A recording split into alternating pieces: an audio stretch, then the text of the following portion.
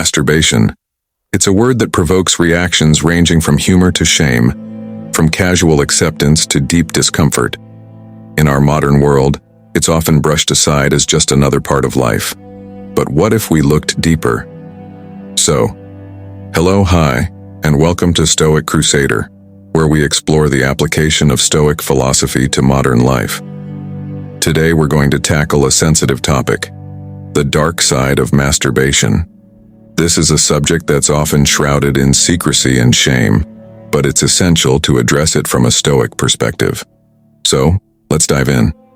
Masturbation is a ubiquitous and widespread behavior in modern society. It's estimated that up to 95% of men and 80% of women engage in masturbation at some point in their lives. But while it may seem harmless, masturbation can have a profound impact on our lives, particularly when it becomes a compulsive behavior. The Stoic philosopher Epictetus warned against the dangers of excessive pleasure-seeking. He said, "It's not what happens to you, but how you react to it that matters." When we engage in masturbation, we're seeking pleasure, but we're also reinforcing a pattern of behavior that can lead to addiction, social isolation, and a lack of purpose. Masturbation can also have a profound impact on our sense of masculinity. When we engage in masturbation, we're often seeking a sense of control and power, but this can lead to a distorted view of what it means to be a man. We begin to associate masculinity with selfish pleasure-seeking, rather than with virtues like courage, self-discipline, and responsibility. The Stoic philosopher Seneca wrote, "The greatest glory in living lies not in never falling, but in rising every time we fall." When we struggle with masturbation, we're not failing as men. We're simply facing a challenge that requires us to rise above our base desires and cultivate self-discipline. Masturbation can also have a profound impact on our social lives. When we engage in masturbation, we're often withdrawing from the world and isolating ourselves from others.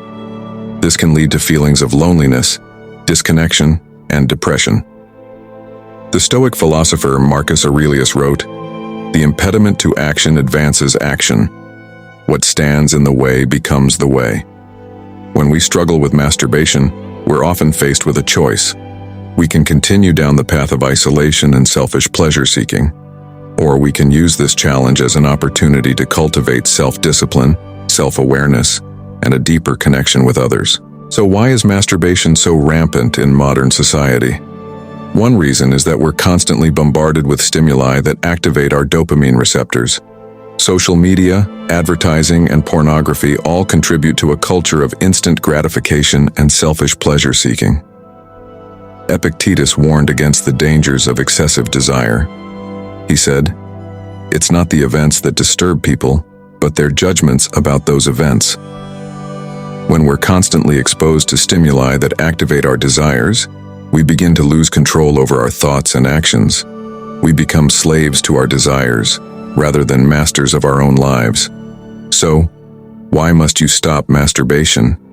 The answer is simple: because it's holding you back from realizing your full potential as a human being. When you engage in masturbation, you're reinforcing a pattern of behavior that's rooted in selfish pleasure-seeking, rather than in virtue, self-discipline, and a sense of purpose. Seneca wrote, "The greatest obstacle to living is expectancy, which hangs upon tomorrow and loses today."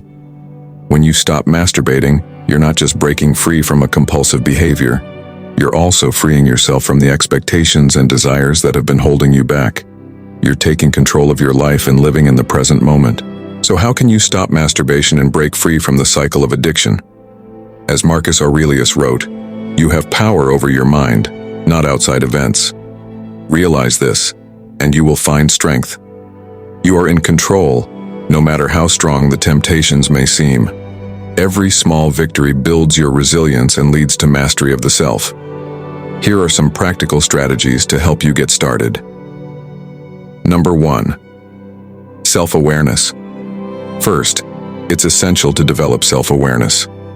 Recognize the triggers and patterns that lead to masturbation. Identify the emotions, thoughts, and situations that tend to trigger the behavior. Number 2. Mindfulness and self-regulation. Next, practice mindfulness techniques, such as meditation or deep breathing.